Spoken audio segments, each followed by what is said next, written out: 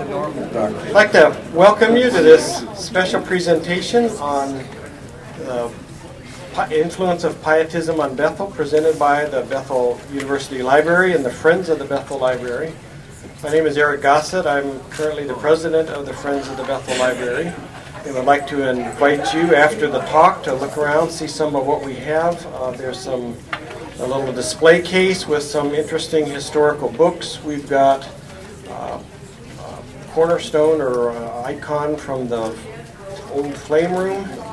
There's over on the counter towards the back there is a annotated copy of the 125th anniversary banner that Dale Johnson did. Used to be hanging up in the loggia of the Great Hall. In the back we've got copies of the book that was the inspiration for this series at a deep discount. And for the first 5 people who sign up or renew as Friends of the Bethel Library, we have a free copy of the Lazare book that was printed a number of years ago. And we have just 5 copies of that to give out. So $25 signs you up for a year. It helps to produce and fill in things like right behind us are a number of travel guides and audio books over here, and things of that sort, DVDs, things of that sort that the Bethel Library has been able to purchase because of the donations from the Friends of the Bethel Library, such as yourself. And so, let me introduce very briefly the 3 speakers. Chris Gehrz is an associate professor of history and currently the department chair. Christian Colin Winn is an associate professor of historical theology. And G.W. Carlson, professor of history and Bethel icon. Is that on your business card, G.W.? Can Protestants have icons? Those who study Russian history can. Yeah. My name is Chris Gehrz. I'll be kind of moderating this discussion and occasionally contributing thoughts to fill in the errors made by my colleagues. Can people in the back see us? We feel nice and comfortable up here, but I don't know if we're elevated enough. Okay. Let me just fill in a little bit of introduction to explain why you might want to listen to us talk about Bethel and Pietism. For one thing, we were fortunate enough to coordinate a conference in 2009 called the Pietist Impulse in Christianity, which drew over 100 people from not just this country, but around the world. We had people from Germany and England come to campus to share various aspects of Pietism, how it's influenced theology, intellectual life, education, mission, social reform. And that led to a book that came out this summer called The Pietist Impulse in Christianity. We weren't very creative. And that's what's available back on that table at a discount if you'd like to pick it up. So Christian's expertise that he'll probably talk more about in the presentation is a particular branch of Pietism, the radical Pietists, and especially the Blumhardt Circle in Württemberg, Germany. And he'll talk more about that. GW, of course, is especially knowledgeable about the Baptist General Conference, and we might talk about the intersection between the Baptists and the Pietists with him. I'm not from Bethel. I'm actually from the Covenant Church, so thank you for welcoming me. I know it's a big jump from the BGC, or from the ECC to the BGC. But part of the Pietist tradition, though. Yeah, it is part of the Pietist tradition. We are actually missional Pietists, according to our denominational president right now. So I guess we've been branded well. I'm actually trained as a diplomatic historian, but coming to Bethel, I've become very curious in what Pietism means to Bethel, and it's become my main field of research. And earlier this year, I published an article in Christian Scholars Review on Carl Lundquist, the former Bethel president, and Carl Olson, the former North Park president, and their educational philosophies and how Pietism had shaped them.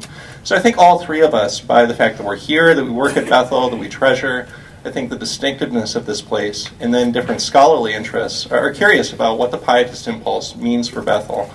And one thing it's meant is communicated by important people, professors, administrators, and others at Bethel. And one of those certainly is Virgil Olson.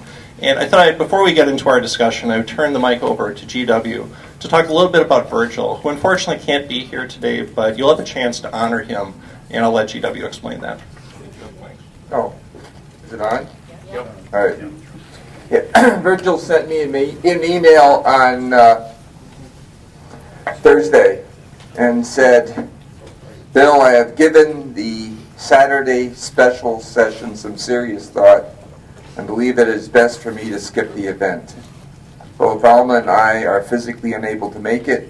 Alma had eye surgery a few days ago, and I will spend the better part of Friday with an eye surgeon. Bill, as 95-year-old, there are too many personal problems to deal with the company of several people. Please extend my appreciation for the honor, and I welcome you to the retirees' royalty, whatever that means. Anyway,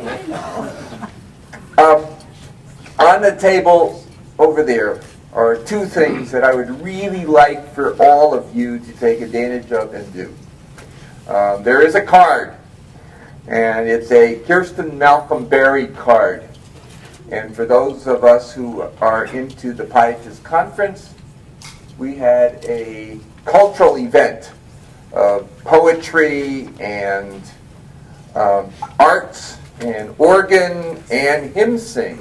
Just for the sake of my colleague next to me, I noticed that Christianity Today had for October 3 the celebration of Carolina Sandell Berg, who was born on this day. Anybody know who Carolina Sandell Berg is? Children of the Heavenly Father. She is the Fanny Crosby of Sweden. I don't know about that. But day by day, those hymns that we all sing, that's part of his contribution to our Pietist heritage. Yes, I am responsible for Lena Sandell. That's right. Anyway, there is a card that I'd love for you all to sign, and there is some parchment paper.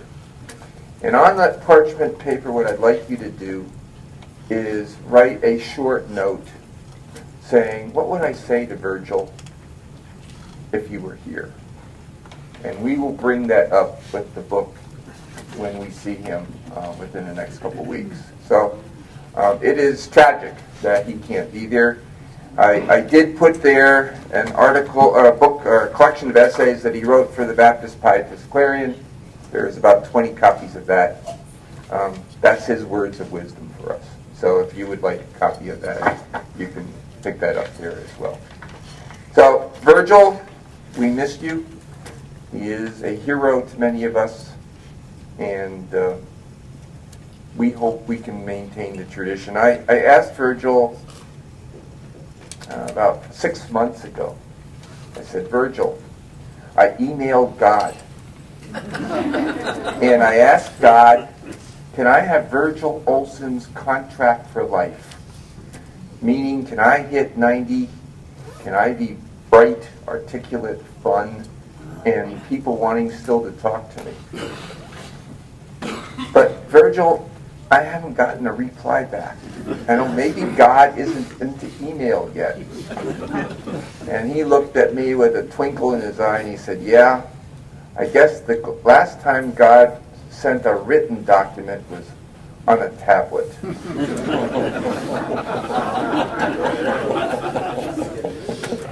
It's a remarkable story.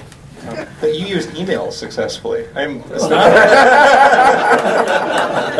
Chris, can you come over and help me? Chris, what do I do? What button do I press? Chris.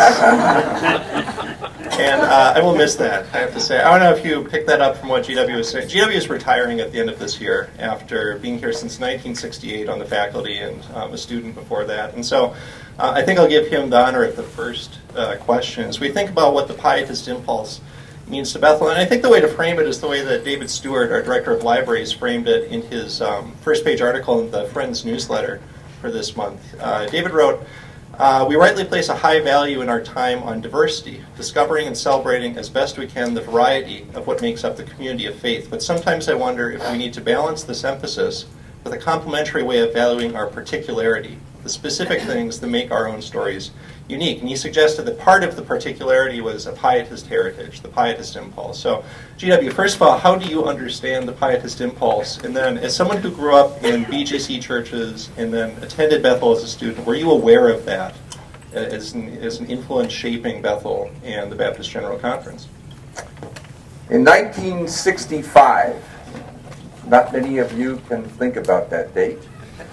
But in 1965, I walked into my history professor's office, Dr. Roy Dalton, and I said, "Doc, I'm about to give up the faith because it's not socially conscious, it's terribly creedal, and I can't understand it as rational discourse."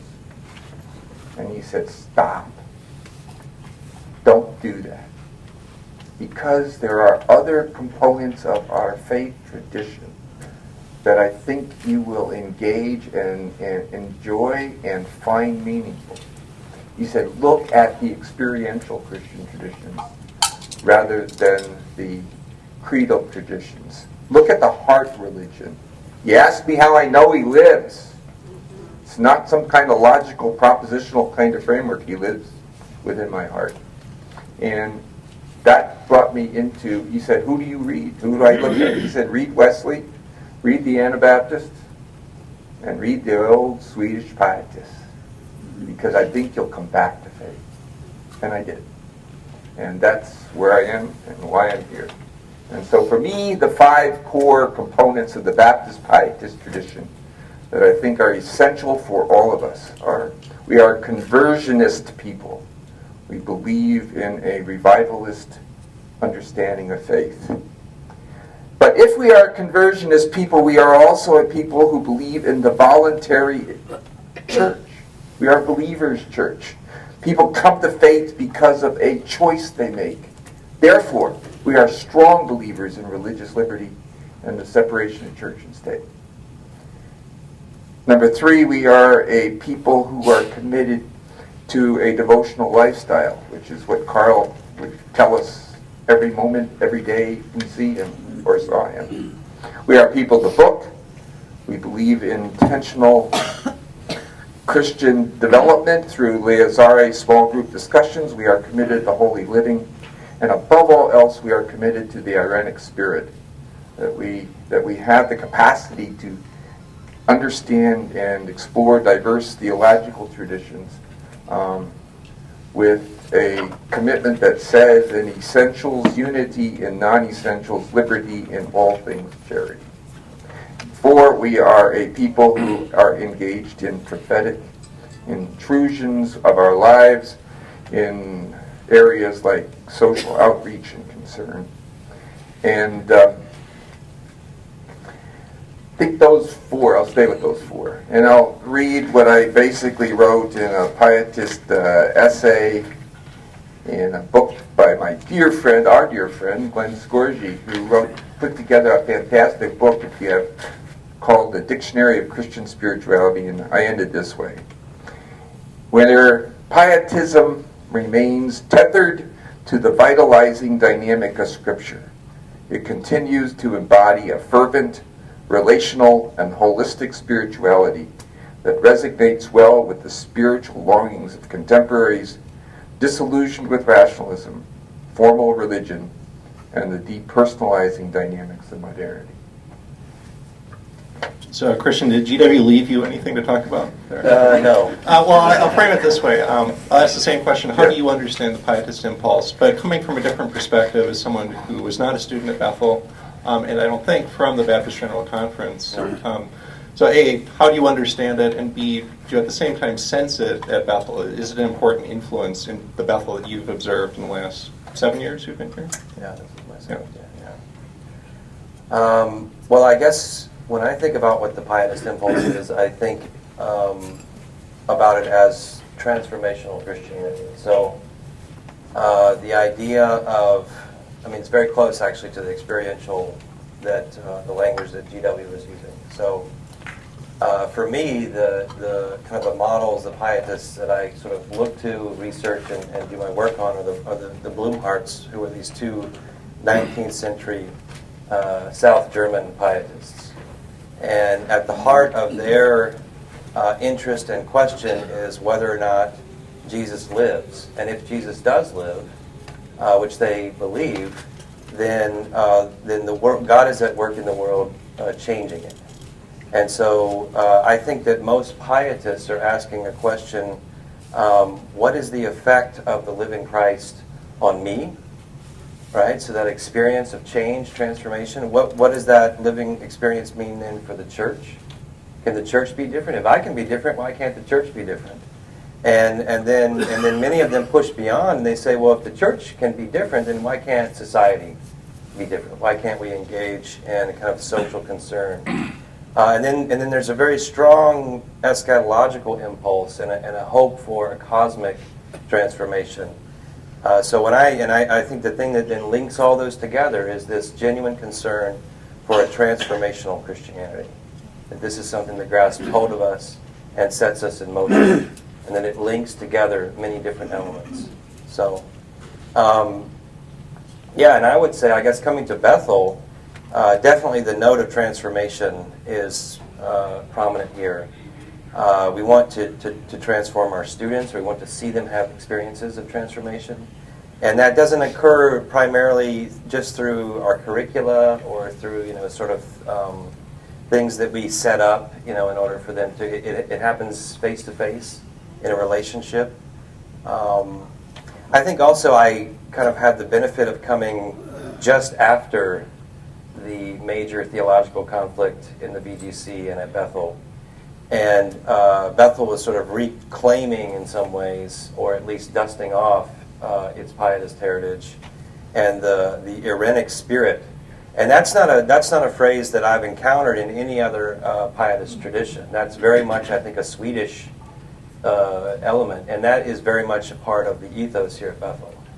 Of course, we always are challenged with, does the Irenic spirit mean we're just trying to be Minnesotans and get along, or is it something more? And I think we have to do some more exploration of that. Dan Taylor actually did a nice job, I guess it was a couple of years ago, when he talked about linking the Irenic spirit and the term Irene, with peace and God's shalom. That's in some sense what we're being caught up in, God's work of peacemaking and whole-making in the world. And again, that would be a transformational kind of thing. So that tends to be the way that I understand it. And I do think Bethel has elements of that for sure.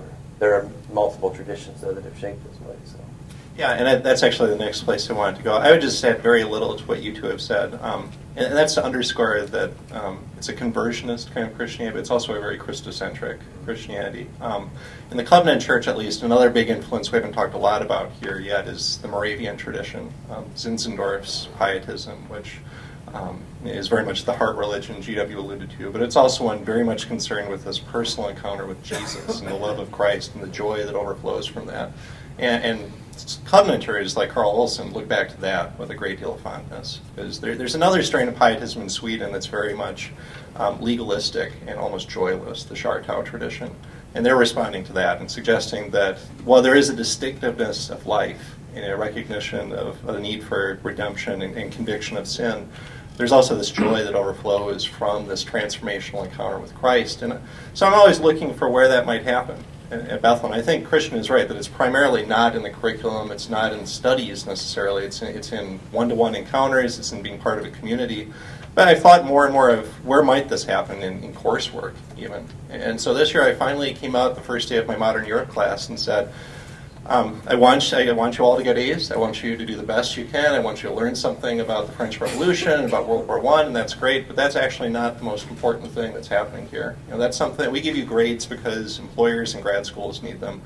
Much more important to me is that you encounter Jesus Christ in this class. And it might show up, like yesterday we were talking about immigrants who left Italy and left all they knew to come to a new world. And you might encounter Christ there because Jesus was a migrant himself at one point.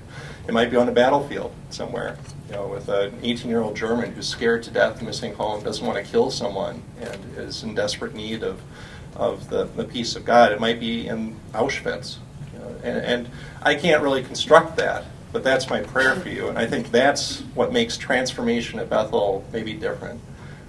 We've had consultants on campus helping us with our master plan the last few days, and on Wednesday at one of the visioning sessions, the consultant pointed out that if you go to any small private college, whether it's faith-related or not, they all talk about how they want transformation. They all want small classes, professors and students know each other.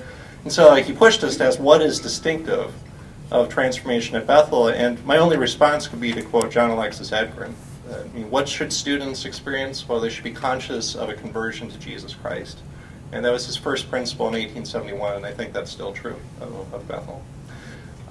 Christian alluded then to the fact that the Pietism is interacting with a variety of different traditions. And we've heard some of the diversity of Pietism already. I just want to pull out two that especially are important to Bethel, and I'll start with GW again because he already mentioned this. Baptist Pietist. GW is the editor of the Baptist Pietist Clarion. I've never heard him mention Baptist or Pietist without including the other descriptor as well. So I wonder if you could talk about how do those two go together? What makes a Pietistic Baptist different than other Baptists, and what makes a Baptistic Pietist different than other Pietists? Well, when people ask where I teach, and I said it's part of the Swedish Baptist background, and I said, I want to make it clear, we are not the Southern Baptists. We are not the Southern Baptists. We have tended to avoid most of, but not all. And Virgil did a nice job in one of the Clarions on the theological debates within the conference. We've tended to avoid most of those because we have a unique heritage that allows us to sort of separate ourselves from the framework of many of those fundamentalist theological arguments. But we're Baptist. I told my friend who just went to a Methodist church, and I said, you can thank them for us, because the early Swedes in Sweden were converted by Wesleyan missionaries and baptized by German Baptists. So we have a very fascinating kind of heritage in that framework. And what makes us Baptist, we are strong believers in immersion and the concept of baptism as an identity by which you join the church and identify with that. We are Baptist strongly because we are in the F.O. Nielsen tradition, which says church state can't tell people what to believe. And we will not use the state to promulgate our religion either. We are a believers' church. And it was the Baptists who made the dominant contribution to the American Constitution, namely that of the First Amendment. We are strong believers in religious liberty. We are strong believers that the church should not determine should not use the state to promulgate its faith, and should not allow the state to determine what the faith is.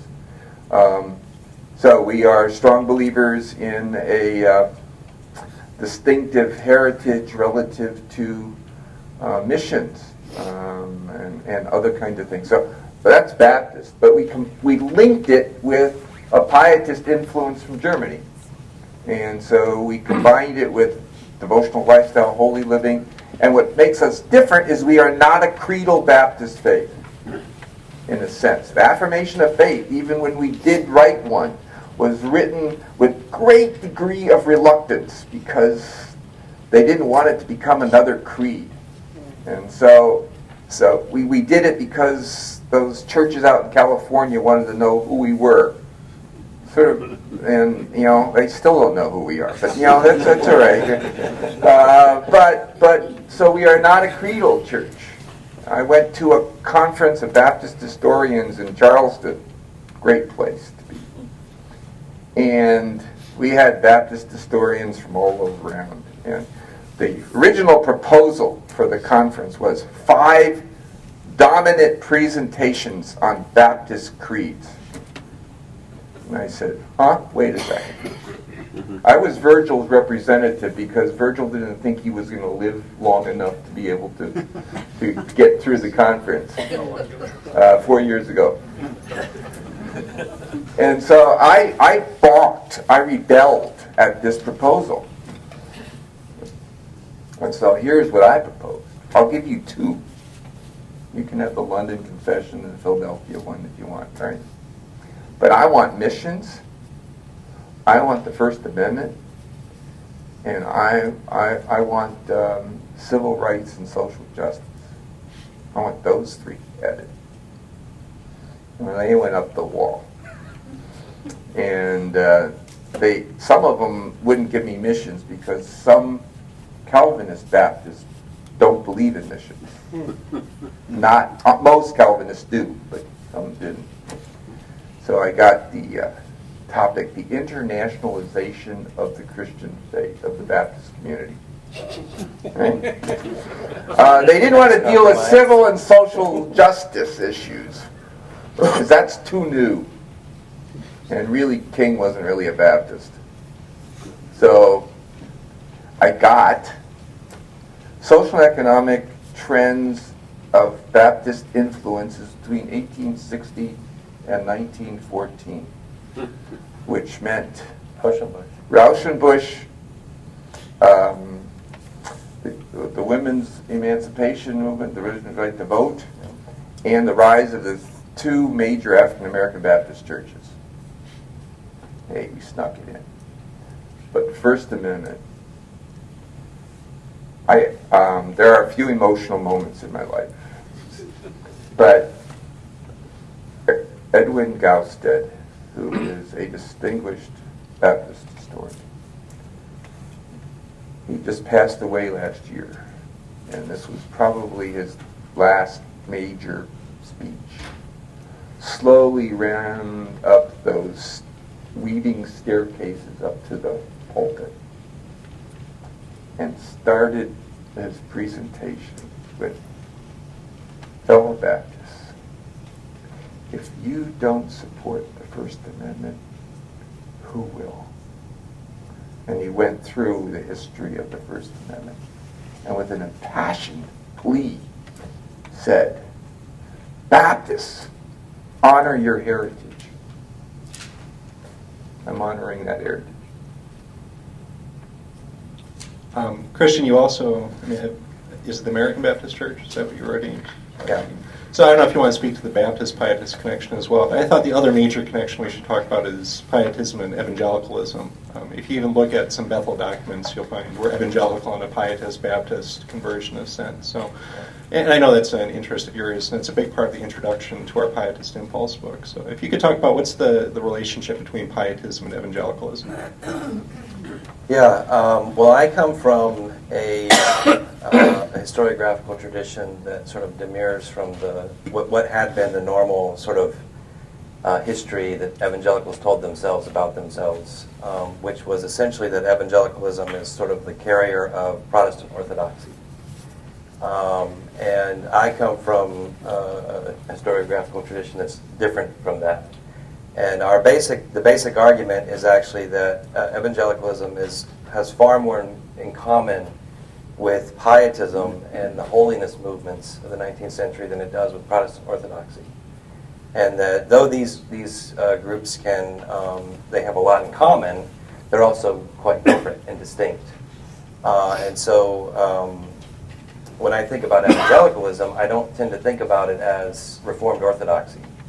I tend to think about it, in fact, I think those who probably think about it that way, I guess I would say that they're working with a kind of historical false consciousness. If you look at the actual sort of history of the 19th century were sort of those initial evangelical impulses, which most evangelicals might turn back to. This is the century of Wesley, and of Methodism, and of the holiness movement, and of the various Baptist movements and others that were also kind of coalitional partners. And so they are deeply pietist. I mean, that's why we have a section in the book called Wesley the Pietist. And so there's a kind of growing scholarly consensus right now. And I would say that tradition that I come from, that historiographical tradition, is actually starting to displace the older one. It's no longer the minority. It's actually starting to become a majority. So that people will say evangelicalism doesn't really exist before the 19th century. In the way that we would think about it. So the connection between Pietism and evangelicalism is actually quite a natural connection. But evangelicalism has come to mean so many things. And there are so many folks who would describe themselves as evangelical when they might mean something different. And so I think one of the things that we need to do is to say exactly what you said in the question. We're evangelical, but in a kind of Pietist, Baptist sense. All right, that's what marks us off. That's what makes us distinct. And certainly in terms of our institution, how are we different from Wheaton? Or how are we different from Trinity? Or how are we different from any of the other colleges? And one of the key ways that we are is this heritage. And what it means, the way it forms how we think about knowledge, how we think about personal formation, the central role, place of community, all those kinds of things. And I think we need to mine our tradition even more to understand sort of what is the logic that's shaping us, what is it that makes us pietist, and why is that? What gift, in other words, do we have to offer to the larger church? It's not so much about, I'm not interested necessarily in like, being pietists and sort of like, leave us alone, we're pietists. We have something to offer. And we have to have the integrity to say, this is who we actually are, and this is what then we have to offer. And so that's what I really find interesting, and particularly in the broader evangelical world, which is, it's admittedly larger than pietism. Christian mentioned the Wesley chapter in her book. One of the longer entries in that chapter is by Shirley Mullen, who's the president of Houghton College, which is a Wesleyan school in New York, and she actually taught here at Bethel when she was at the University of Minnesota. And Shirley's writing about Wesley's view of learning and how it's been shaped by this Pietist impulse. And one of the things that struck me about her take was that Wesley very much stresses hospitality as an intellectual virtue, openness to the insights of others. And I see that as shaping what this place as an evangelical institution is like. There are evangelical colleges that have a very lengthy creed, and you have to subscribe to every element of that creed, including positions on eschatology, for example, or the sacraments. I'm a pedo-Baptist. I should say that very quietly. I'm from the Covenant Church, which honors both modes of baptism, and so I came to the 9th article of that Baptist affirmation and had to say I was baptized as an infant, and I baptized my twins as infants, and I've been welcomed here as a result. And I think it enriches community, but I think that's a different kind of evangelical college, maybe, than some others that might be out here. As my research goes into the history of higher education, specifically Bethel, what really strikes me is the places where pietism has bubbled to the surface most have come at these moments where Bethel is really struggling to articulate its identity. And the first time you see it is after World War II, when Bethel becomes a 4-year college. Enrollment skyrockets because of the GI Bill and a variety of other factors. And also the BGC is becoming a more diverse place. It's becoming less Swedish. It's being open to a variety of people who come from a Reform background or a fundamentalist background. And you get the leaders of Bethel, people like Carlson and Virgil Olson, people like Dolphy Fagerström is a history professor who gave a talk on this, trying to articulate, well, what does pietism mean then? To people who might not even know what pietism is or have forgotten what it meant.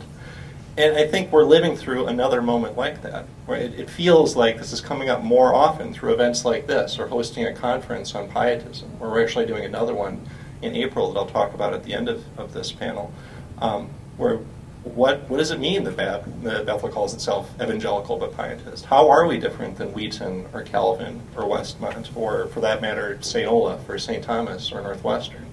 And so it's an interesting moment to live in and to be a kind of a participant observer of it. And I'm going to ask one more question of our panel, and then I want to open it up to questions and comments from people who have been part of Bethel, maybe been part of the BGC or related denominations, to get your sense of what it means that pietism has shaped this place, if you agree that it does. And I want to hold open the possibility you just disagree with everything we've said up here, because I'm hospitable. The final question I'd like to ask is, when I come back to David's article in the Friends newsletter, where he suggested that diversity is very good, and there are a lot of ways to define diversity, but you also want to honor particularity. But then to circle back to diversity, I wonder sometimes at Bethel if we don't too closely identify pietist with Swedish. GW and I both come from a Swedish background. Christian, I don't think you maybe do, but I've heard this. I'm Irish.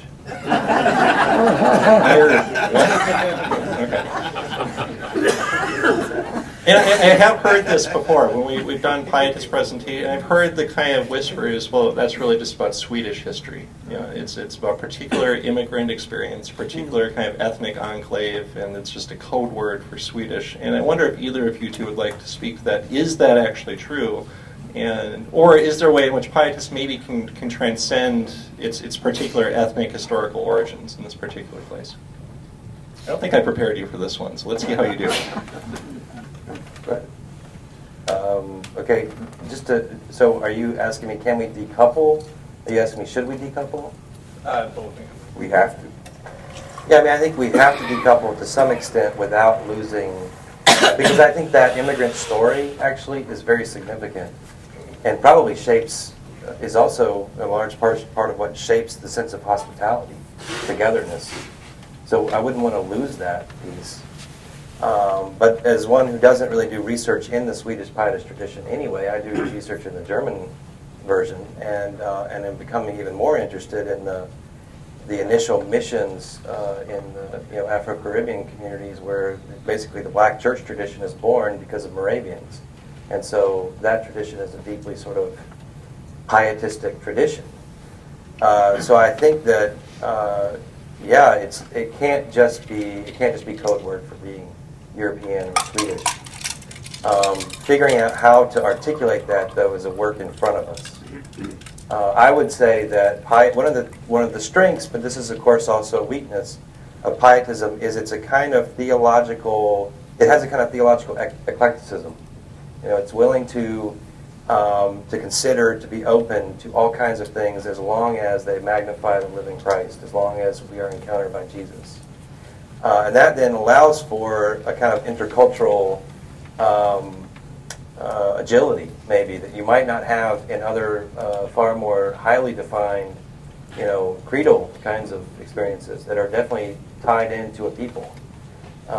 So I do think that there's a way to do that, but I think that work is still ahead of us. Seems to me that if the Pietist tradition is going to be important here, it's got to be important because it's a tradition of choice rather than a tradition of heritage. And by that I mean I see three trends occurring at Bethel, one of which is not healthy. First trend is that we are becoming a regional evangelical college. However we define evangelical, and I want to make sure Pietism remains a part of that definition rather than letting the Southern Baptists define it. Okay? Yep. But that's what we are. And that's healthy. And because students who come to Bethel come from a variety of Christian traditions. And we need to be very careful that we don't put an imprimatur on one of those traditions as the only one allowed. But we allow each of our students the opportunity to explore their traditions and see their values and interact with others who come from other traditions. Second, we're engaged in a multiculturalism experience. We are really believing, I believe anyway, that one of the wonderfulness of our faith is that it crosses ethnicity, that the Christian gospel is throughout the world. Or as the woman who came from Kenya in my class, and was teaching church history, and she said, I want to know, when I look at that syllabus, is my church history in that syllabus? And I don't want it being only missions. I want it to be my church history. The church history of the Kenyan church, or the Ugandan church, or the Korean church. Don't argue with me that the only legitimate church comes from America and Europe. Because if you do, you are undermining the very significant church growth of where things are doing. So we need, I think, to do as Christian has suggested, take our core principles and redefine them for the contemporary arena. A biblical faith, a conversionism, do that. A devotional thing. What you can't do, and this is the one that bothers me, live in an environment in which historical tradition is irrelevant. That's what we can't do. We are effectively engaged in a discussion in the church today where the documentable component of where we're going is informed by an ineffective presentism. Namely, only what is now matters. So, I think we need to convince many, many people that a heritage matters and that we can redefine it with vigor and vitality and reclaim it and not believe that it's irrelevant. I'll probably just repeat everything you guys just said, but What I think of right now is actually a couple weeks ago, one of our colleagues, Dan Ritchie, was standing here with one of his students, Amy Reagan's, doing an Edgren Scholar presentation. This is a scholarship in honor of the first president of Bethel to facilitate faculty-student research collaboration. And they were talking about what global citizenship might mean and how Edmund Burke, the 18th century British philosopher and politician, would help us think about global citizenship. And Dan and Amy's argument was that global citizenship needs to start with something very particular. What is your experience? What is your identity? And from there, you find affinity with others. And you're open to the otherness, but it's rooted in your own experience. And I think that's a good model for us to think about this question. As GW says, we can't ignore or cast aside, forget the particular historical experience of Swedish Baptists founding a seminary that grew into a college and now into a university. Because otherwise we're adrift and we're rootless and it's meaningless and we're just any other college then. But at the same time, I hope what we can do is recognize one of the particularities there and how we might have affinity for others. And I would stress the immigrant experience there. That not all pietists are immigrants, but whether it's Swedish Baptists and Swedish mission friends or Norwegian Haugians or German Brethren or Russian Mennonites, you've got this immigrant story of people who are not tied to an established state church, who know very clearly what it means in Hebrews when it talks about us being alien citizens and we're sojourners in this world, and that our identity, our citizenship is in the kingdom of heaven, coming to a new land and selling all they had to come and start afresh and to start new churches and to reach others with the gospel of Christ. And I think that's a powerful story that can resonate with our international students, for example. Some of the best experiences I have in our Western Civ course have been with African immigrants who sometimes, honestly, have struggled. There's a language gap for some of them. For others, it's a story they've never heard before. But I've had better conversations with them about some of the difficult issues of Christians relating to culture than I have with some of our Minnesotan upper middle class Baptists who sometimes I think struggle with defining what's the difference between being American and being Christian. And so I think that's a place where maybe there's room for us to achieve that redefinition.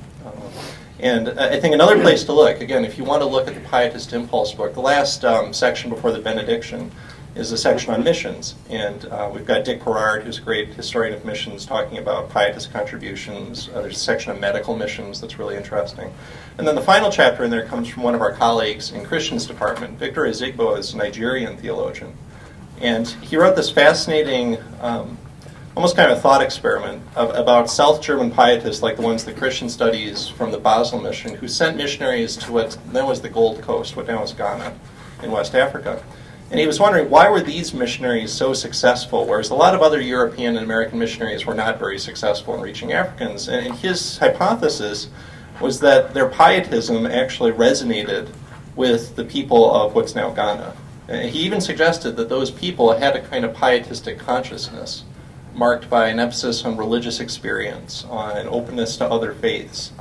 Also other things like kind of a closeness to the land. These were very agriculturally rooted Germans. And so there's this kind of shared bond that transcended difference in skin color and ethnicity and language that opened up the gospel to these people of West Africa. And I found that a really intriguing notion for Bethel as we move forward and seek to be more hospitable, more open to international students, students who are African American or Hispanic or Asian, and also as we think about what it means to go into a community that's more plural.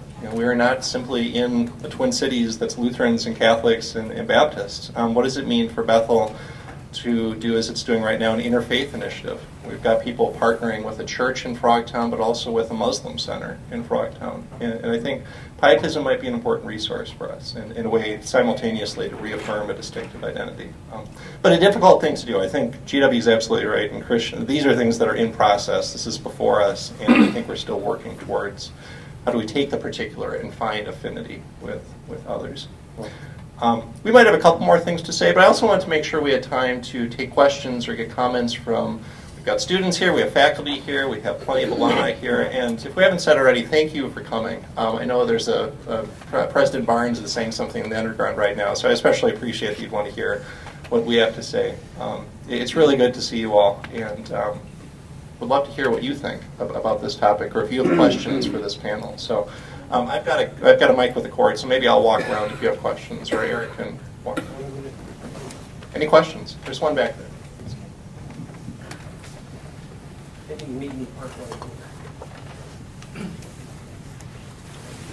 Yeah, question for the panel. What's your name, sir? UW. UW. Okay, UW. You mentioned that Pietists were prophetic in spirit. However, we don't fuse ourselves with a political movement to advocate our faith. Is there ever a point where a Pietist or irenic individual would be prophetic and speak into public policy rather than take policy on his shoulders and promotes faith that way, his or her faith that way? There are two areas. One is the modeling area. You could look at Klingberg's Children's Home. You could take a look at Healy's Cebu Project. These are folks that say, we look at poverty, we look at families in crisis, and one of the things that we can do is model a Christian community by bringing folks in. The second is, in the latest issue of the Baptist Pietist Clarion, a couple of other colleagues asked an interesting question, is in the 1960s, did Dr. Karl Bunquist actually invite Martin Luther King to speak at Bethel? And did he actually come?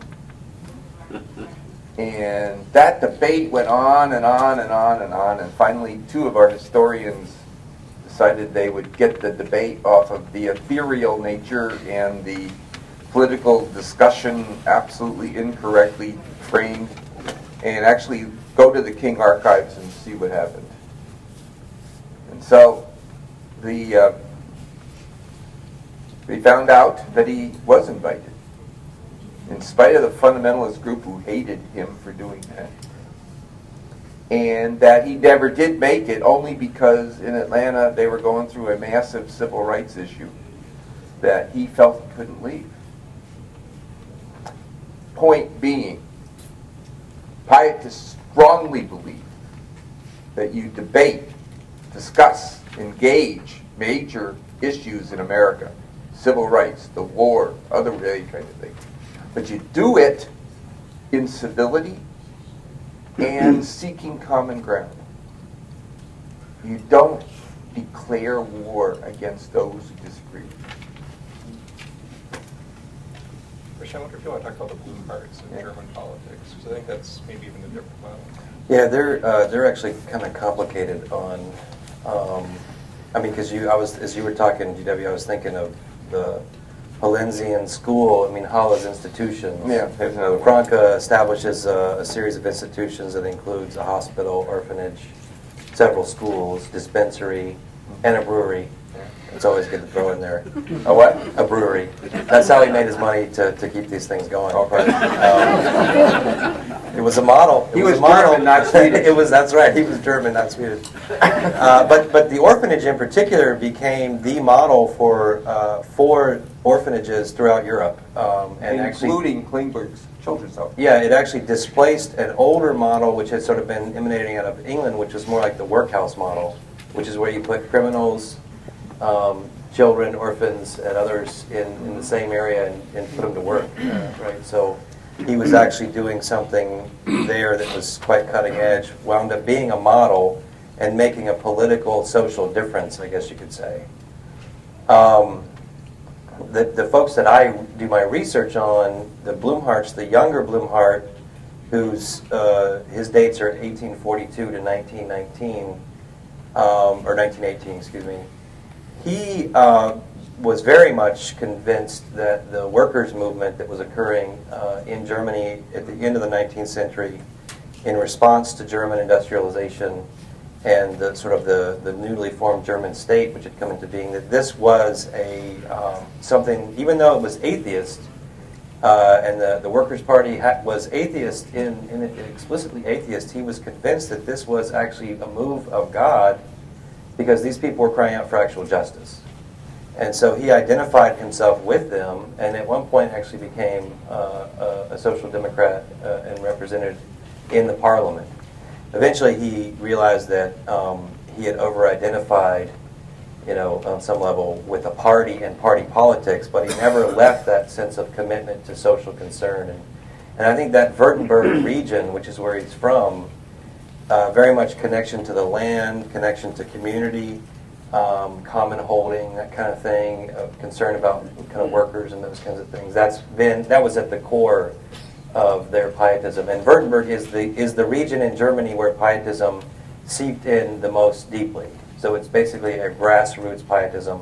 Almost all the leaders in Württemberg Pietism are folks who are also, they have a day job, that kind of thing. So in terms of its sort of sociological analysis. But I mean, I think that complicates the story about politics and Pietism. But there are many models. There are also there are also Pietists who were deeply conservative, who were wanted to support the monarchy and those kinds of things. So you have a whole range. One other response. Dale Brown is maybe the best known American scholar on Pietism. If you want just a quick introduction to all the things we're talking about, read Understanding Pietism by Dale Brown. And he comes out of the Brethren tradition, which is rooted in 18th century Germany, and kind of a fusion of the Anabaptist tradition and the Pietist tradition. And he writes about how whenever he's around Anabaptists, he feels very much like a Pietist. And whenever he's around Pietists, he feels like an Anabaptist. And one thing he means by that is that, in his view, Anabaptists are famous for being Christians who reject political power, reject the things of the world, but also offer a prophetic witness to the world. For example, as founders of peace churches, pacifists during World War II and the Vietnam War. But he also concludes Anabaptists then tend to be very suspicious of the world, and some of them, at their strongest, are very pessimistic that the world can fundamentally change. Whereas Pietists do have this kind of hopeful sense that the world actually is capable of having the same transformation that an individual can have. And here I'd harken back to what Christian said, that the conversion experience of the individual, can be mirrored then, can actually spill over into the world. And he suggests Pietism offers this kind of third way, between rejecting the world and embracing the world to the point of even becoming part of the system. And he calls it kind of the idea of Christians in service of culture rather than against culture or identified with culture. That he tells the story of being an anti-war activist in the Vietnam era and going to his congressman and trying to make an argument and say, as someone in the Anabaptist tradition, I cannot support this war, and here's why you shouldn't either. And then he found himself just weeping and wanting to pray for the guy instead. And he thought that was a very pietistic reaction, is what you really need is a heartfelt change, and that would then change your view of policy. So I don't think there's a simple pietist response to politics, but I think it is something different either than maybe the Anabaptist model or than those who would say we should seek political power, identify with a particular party. And again, there are actually chapters in the book on this. One is about Swedish politics and P.P. Waldenström, the founder of the Covenant Church, and his reaction to socialism on one hand and conservatism on the other. So we do speak to politics a little bit in the book. I'm afraid we're officially out of our time, but I'm sure these gentlemen are going to be around. They can sign copies of the book. They'd love to talk with you. Thank you all for coming. Let me remind you to sign up as a friend of the Bethel Library. Chris mentioned twice And the Virgil card. the Virgil card, and Chris had mentioned a couple of times about the newsletter from the Friends of the Bethel Library. Over on the reference desk, you can get a free copy of the newsletter. Can I make one more? And you better make another. Yeah, one more announcement. I mentioned a lot of this stemmed from a research conference that we hosted with funding from the Lilly program 2 years ago, and that led to the book. Thanks to the Academic Affairs Office, we're actually going to be able to sponsor a one-day free colloquium next April. So if you want to mark your calendars for Friday, April 19th, Bethel is going to host a colloquium following up on the book. And it'll include a variety of events, including a free lunch if you want to register. But our keynote speaker will be Scott McKnight from North Park University, the author of The Jesus Creed. The King Jesus Gospel is his new book. We'll have John Sensbach from the University of Florida talking about Moravianism and the African American Church. And I think we're planning also to do a roundtable on Pietism and the historiography of denominations like the BGC, the Covenant, some of the Lutheran churches. So that'll be a free event. If you would like to be included on a mailing list, I did put a sign-up sheet down at the other end of the table from the Virgil materials. But be looking for that. And if you want to mark your calendars because you're interested, that'll be April 19th that colloquium will be held. I got one last announcement. Jim Spickelmeyer would not talk to me if I didn't announce it. Friends of the Bethel Archive, we got two groups of friends, are hosting an event at, I hate to say this, the former Salem Baptist Church in New Brighton, now irresponsibly called the Grace Point Church, which means nothing. That's a really long title. That's it. But Is that on the signage? yes, yes. Anyway, they Friends of the Bethel Archive are hosting an event at that site on October 15th. Its topic title is Religion of the Heart. Its three people speaking are Chris Armstrong from Bethel Seminary, Church History, Jeanette Bakke, who is a former Bethel Sem prof and a very distinguished person in the area of Christian spirituality, and Carol Spickermeyer will read some of the devotional writings of Dr. Carl Lundquist. This will be at Grace Point Church on October 15th. Am I okay, Jim? You're good. All right, thank you. All right, thank you. Feel free to hang around, look at all of the different things.